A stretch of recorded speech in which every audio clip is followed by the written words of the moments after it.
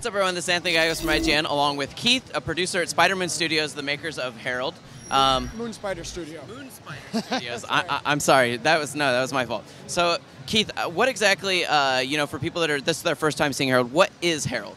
So Herald is a side-scrolling platformer where you're in a race against 5 other runners trying to get Herald into first place, but you don't control Herald. You control the obstacles because you're his guardian angel. He's the slowest runner in the race, but he never stops running. So you've got to look ahead for him to set up the obstacles to get him on the best path, while also sabotaging the race for the other runners that are ahead of him.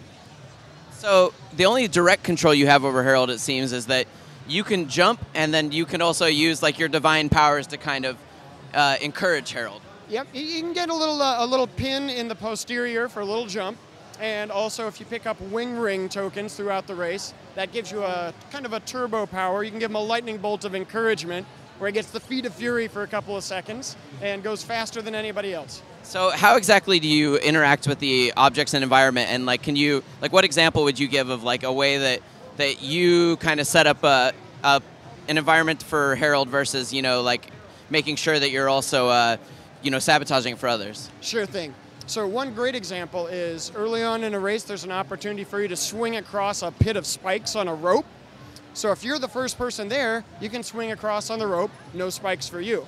But if you see one of the other runners ahead of you who's about ready to swing on that rope, you can cut it right before he gets there. He falls into spikes.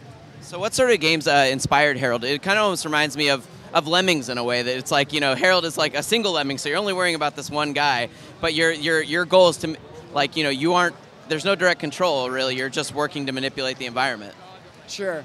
So we come from a background with heavy art and animation influence that you can see the love here that's coming from feature-length animation films that people have worked on.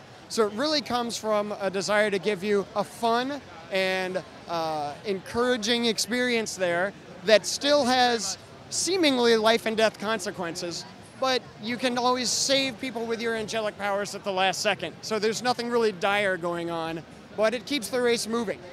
So Herald, you guys are showing it for the first time here, is that right? Absolutely. This is our first title from the studio, and this is the public debut. It's never been outside of the office before.